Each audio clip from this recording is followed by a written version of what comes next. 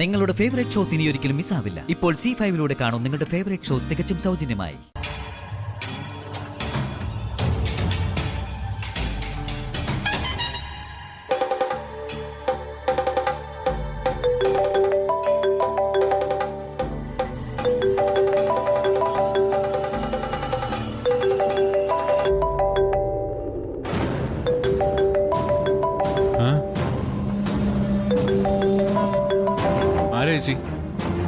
പരിചയമില്ലാത്ത നമ്പറാണല്ലോ പ്രതാപ.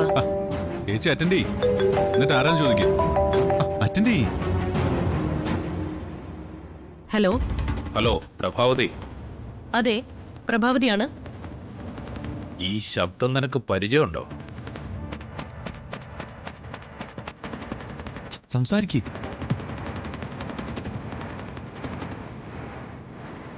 കൊല്ലം 10-16 ആയില്ലേ? നീ മറന്നു കാണും. നിങ്ങൾ ആരാ? ചേച്ചി സ്പീക്കർ സ്പീക്കർ സ്പീക്കർ. ചോദിച്ചത് കേട്ടില്ലേ? നിങ്ങൾ ആരാണെന്ന്? പ്രഭാവതി, ഞാൻ നിന്റെ ഭർത്താവാണടി. ശേഖരമേനോൻ.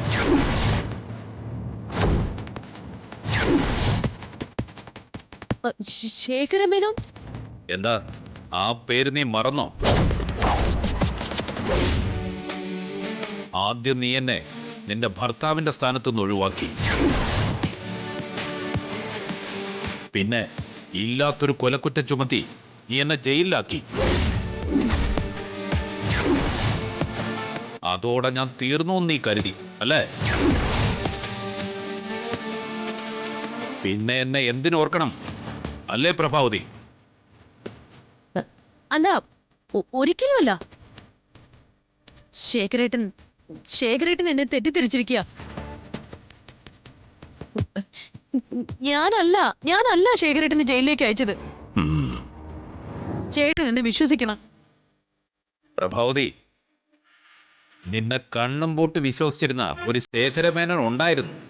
അതൊക്കെ പണ്ട്. പക്ഷേ ഇപ്പൊ നിന്നോട് സംസാരിക്കുന്ന ശേഖരമേനോൻ ഉണ്ടല്ലോ, അത് 14 വർഷങ്ങൾക്ക് മുമ്പ് നീ കണ്ട ശേഖരമേനോൻ അല്ല. ചേട്ടൻ എനിക്ക് ഒരവസരം തരണം. എന്റെ നിരപരാധിത്വം എനിക്ക് ചേട്ടന്റെ മുമ്പിൽ തെളിയിക്കണം.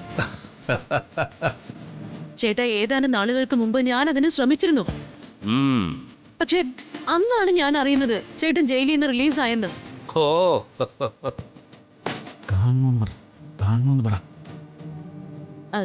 ശേഖരേട്ടൻ ഇപ്പൊ എവിടെയാ? എനിക്ക് ചേട്ടനെ ഒന്ന് കാണണം. പ്രഭാവതി, നീ ആരാണെന്നും നിന്റെ നീക്കങ്ങൾ എന്താണെന്നും എനിക്ക് ഊഹിക്കാവുന്നതല്ലേ ഉള്ളൂ. ഞാൻ ജയിലിൽ നിന്ന് ഇറങ്ങിയെന്ന് നീ അറിഞ്ഞിട്ടുണ്ടെങ്കിൽ എന്നെ കൊല്ലാനുള്ള പദ്ധതിയായിട്ടായിരിക്കും നീ ഇപ്പൊ കാത്തിരിക്കുന്നത്. നിന്റെ ആ പദ്ധതി ഒന്നും നടക്കാൻ പോകുന്നില്ല. അതിന് നിന്നെ ഞാൻ അനുവദിക്കുകയില്ല. അതിനു മുമ്പ് സകലതും ഞാൻ പൊളിച്ചടുക്കും. നിന്റെ ചതിയുടെ കഥകൾ ഞാൻ പുറം ലോകത്തെ അറിയിക്കും. നീ മഹാറാണിയായി വാഴുന്ന ആ തറവാട്ടിൽ നിന്നും നീ ആട്ടിയിറക്കപ്പെടും പ്രഭാവതി. നീ ആ വീടിന്റെ പടിയിറങ്ങുന്നതിന്റെ അന്ന് എന്റെ കൈകൊണ്ട് നിന്റെ അവസാനമായിരിക്കും. ഓർത്തോ?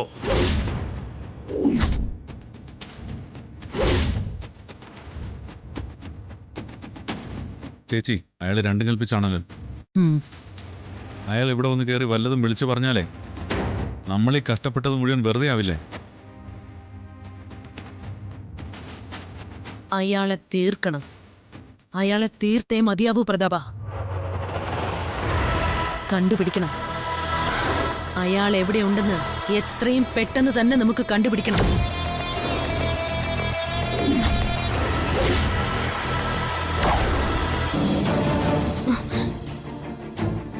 വിട്. എന്താ ഗാർഗി, എന്താ കാര്യം? നീ കാര്യം പറയൂ. പറയാം. എന്നാ പറയേ. ഞാനൊരു കാര്യം ചോദിച്ചാ പാർവതി സത്യം പറയൂ? ഞാൻ എപ്പോഴെങ്കിലും നിന്നോട് കള്ളം പറഞ്ഞിട്ടുണ്ടോ ഗാർഗി? അതില്ല. പക്ഷേ ഇപ്പോ ഞാൻ ചോദിക്കാൻ പോകുന്ന കാര്യത്തിന് പാർവതി എനിക്ക് ഉത്തരം തരുമെന്ന് എനിക്കൊരു ഡൗട്ടുണ്ട്. എന്താണ് ചോദിക്കാൻ വരുന്നതെന്ന് അറിഞ്ഞാലല്ലേ എനിക്കും അതിനനുസരിച്ചുള്ള മറുപടി തരാൻ പറ്റൂ.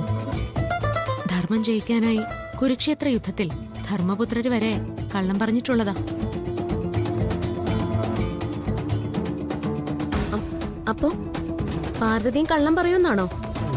കള്ളം പറയൂന്നല്ല, അപ്രിയ സത്യങ്ങൾ പറയില്ല. അപ്പോ മിക്കവാറും എനിക്ക് നിരാശയായിരിക്കും ഫലം. നീ ഇങ്ങനെ വളഞ്ഞു ചുറ്റാതെ വിഷയത്തിലേക്ക് വാ ഗാർഗി. എന്താ നിനക്കറിയേണ്ടത്? ഇവിടെ താമസിക്കുന്ന ആ മുത്തശ്ശൻ ആരാ? അദ്ദേഹം യഥാർത്ഥത്തിൽ ആരാ? അങ്ങനെ ചോദിച്ചാ എനിക്കറിയില്ല.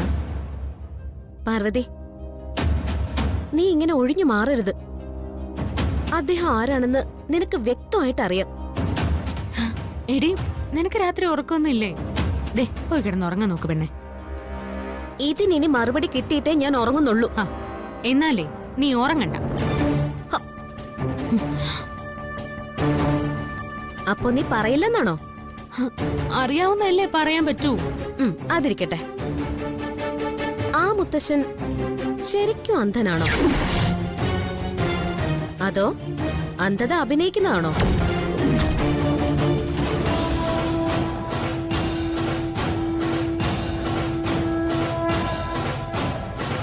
ഞാൻ അദ്ദേഹത്തിന്റെ ചില കള്ളത്തരങ്ങൾ ഒരിക്കൽ കണ്ടിരുന്നു.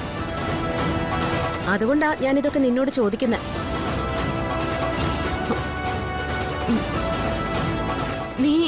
നീ എന്ത് കണ്ടു നീ പറയുന്നേ?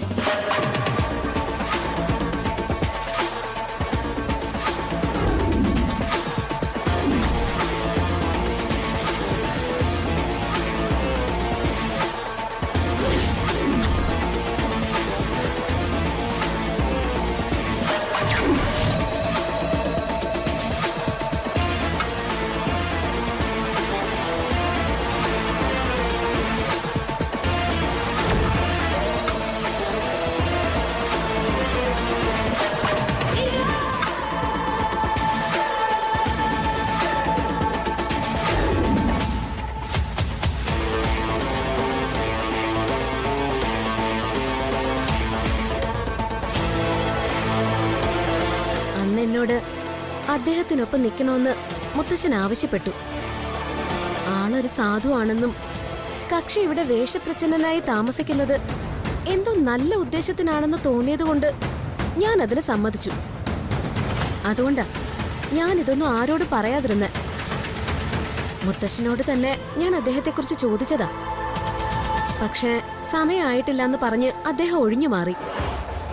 പിന്നെ അദ്ദേഹത്തെക്കുറിച്ച് അറിയാൻ ഒരു മാർഗമേ ഉള്ളൂ, നീ. ഡൗൺലോഡ് ചെയ്യൂ C5 ആപ്പ്. കാണൂ എല്ലാ എപ്പിസോഡുകളും സൗജന്യമായി.